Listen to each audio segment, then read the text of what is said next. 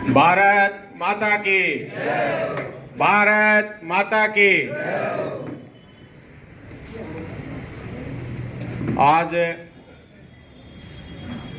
आप सब, हम सब और पूरे क्षेत्र के तकरीबन हर गांव से, हमारे शहर के वार्डों से बड़ी संख्या में साथी यहाँ पहुंचे हैं। आज सुबह मैं व्हाट्सएप पर मैसेज देख रहा था तो उसमें कई बातें आ रही थी। उसमें यह भी आया कि आज यहाँ भादू जी के घर में एक मीटिंग है 10:30 बजे। मैं ईमानदारी से कहता हूँ, मुझे इसके बारे में बहुत ज़्यादा कोई लंबी चौड़ी जानकारी भी नहीं थी, लेकिन जिस तरह से आपका धीरे धीरे आना शुरू हुआ तो निश्चित रूप से मैं कायल हूँ।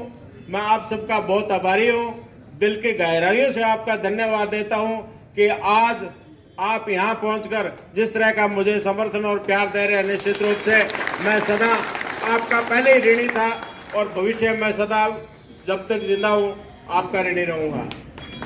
मेरे प्यारे सभी साथियों, सूरतगढ़ क्षेत्र के इस सबसे पहले तो महान जनता को मैं नमन प्रणाम करता हूँ। सबको बहुत बहुत यहाँ पधारने पर साधुवाद देता हूँ। आज एक ऐसी विकट स्थिति हो गई है जिसकी शायद हमने कभी कल्पना नहीं की थी। हमने इस बारे में कोई बहुत ज्यादा नहीं सोचा था। राजनीतिक पार्टियां जब फैसला करती है तो उसमें किस तरह के मापदंड होते हैं। आप सबको पूर्व वक्ताओं ने बता दिया, मैं ज्यादा लंबी बात नहीं करूंगा आप लोगों के सामने। आपको पूरी की पूरी जानकारी इस बात की थी 2013 से 18 तक क्या हुआ, 18 के बाद में इलेक्शन आया, किस तरह से आप सब साथ ही साथ मिलकर भारतीय जनता पार्टी के तकरीबन जो भारतीय जनता पार्टी के साथ जुड़े थे उन लोगों ने यहां से भारतीय जनता पार्टी को अच्छे मतों से विजयी किया। अब 2013 का समय है तो यह तय था कि इस बार भारतीय जनता पार्टी के बदलाव करेगी, क्योंकि एक तो हमारे जो विधायक जी उन्होंने स्वयं ने कहा था ये मेरा आखिरी चुनाव है, और उसके बाद में जिस तरह का उन्होंने 5 साल के अंदर थोड़ा सा, मैं ज्यादा कुछ नहीं कहता, थोड़ा सा लोगों के प्रति जो थोड़ा सा रूखापन रखा, वो एक ऐसी व्यवस्था बन गई जिससे हम सबको ये लगने लग गया कि हो सकता है विधायक जी आने वाला चुनाव लड़े नहीं लड़े। कभी राज का बहाना मेरे पास तो कुछ है नहीं, कभी उन्होंने कह दिया मेरी तो चलती नहीं। और जिस तरह की एक व्यवस्था पूरे शहर के अंदर, पूरे क्षेत्र में बैठी, वो मुझे आपको बताने की जरूरत नहीं। अव्यवस्था से घिरे सूरतगढ़ विधानसभा क्षेत्र के अंदर हमने कोशिश की कि आने वाले समय में भारतीय जनता पार्टी आप लोगों के सहयोग से मुझे यहां का उम्मीदवार बनाए, या मेरे अलावा जिस तरह से भारतीय जनता पार्टी में बातें चल रही थी कि इस बार हम 70 साल से या ऊपर के जो लोग हैं उनको नया लेकर युवा लोगों को हम मौका देंगे। इस बात को लेकर हमारे बहुत युवा तैयार हुए, वो आपसे छुपा हुआ नहीं है। हमारे युवा साथियों ने भारतीय जनता पार्टी की टिकट मांगी, अपने आप को प्रत्याशी के रूप में उन्होंने समर्पण किया भारतीय जनता पार्टी के सामने। बहुत भाग दौड़ किया मेरे उन बच्चों ने, जो उन्होंने अपना एक हौसला दिखाया। ये उम्मीद थी भी टिकट अगर बुजुर्गों में जाती है तो 70 पार के अगर बात करें तो शायद भादू जी को मिल जाए। काशिनिया जी की बात करते हैं तो नहीं, इनको इस बार टिकट नहीं मिलेगी क्योंकि इनका सर्वे में नाम नहीं है। ये बात आम होती थी, लेकिन इस बार टिकट युवाओं को मिलेगी। मेरे इस क्षेत्र का प्रत्येक युवा बड़ा उत्साहित था, बड़ी संख्या में उन्होंने टिकट का आवेदन किया। और हम भी बीच बीच में बात करते थे, भाई अगर टिकट युवाओं को मिल गई तो देखो अब समय हमारा तो धीरे धीरे जा रहा है, 2-5 साल की हमारी और बात है, उसके बाद में आने वाली पीढ़ी को ये सारा काम संभालना है। अगर युवाओं को टिकट देती है पार्टी तो निश्चित रूप से इस पर प्रयोग करना चाहिए। लेकिन जब टिकट का ऐलान हुआ वो आप लोगों के सामने है। मैं और ज्यादा इस विषय पर बहुत ज्यादा नहीं जाना चाहता। मैं इतना आपको बताना चाहता हूं कि जब ये टिकट का वितरण हो गया और जिस तरह से आप लोगों के बार बार बातचीत आई, आप लोगों से समय समय पर बातचीत हुई, हमारे युवा जो टिकट की दौड़ में सबसे आगे भाग रहे थे, उनको जब निराशा हाथ लगी तो हमने ये महसूस किया कि आने वाले 5 साल के अंदर सूरतगढ़ के लिए कुछ न कुछ ऐसी व्यवस्था परिवर्तन होने की आवश्यकता है।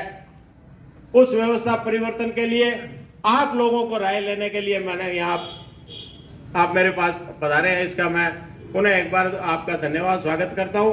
लेकिन साथ ही साथ आप लोगों से मैं ये निवेदन भी करना चाहता हूँ कि हमारा उद्देश्य कोई यहाँ चुनाव लड़के कोई सत्ता परिवर्तन करना, ये कोई करना, कहीं कोई उद्देश्य नहीं है।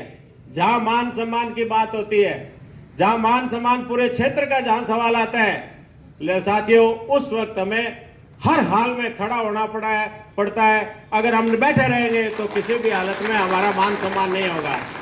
इस क्षेत्र के मान सम्मान के लिए, सूरतगढ़ के विधानसभा के मान सम्मान के लिए मैं आप लोगों से ये निवेदन करना चाहता हूं कि आप 1-2 दिन में और सोच लीजिए। इतने में मैं भी देख लेता हूं, पार्टी स्तर पर देख लेता हूं, कोई बातचीत होती है, भारतीय जनता पार्टी का क्या निर्णय होता है। दूसरे हमारे जो युवा साथी है, जो टिकट की रेस में हम सबसे बहुत आगे थे, उनकी क्या व्यवस्था होती है, वो इस बारे में क्या सोचते हैं। तो आप 1-2 दिन सारी बात समझ लें। यहाँ आपको है वो इतनी देर हो गई है, तो मैं आपसे इतना निवेदन करूंगा कि आप सारी बात को अच्छी तरह से अपने गांव मोहल्ले में जाकर इस बात की चर्चा करें, और चर्चा करने के बाद में 5 तारीख तक आप सारी व्यवस्था कर लें।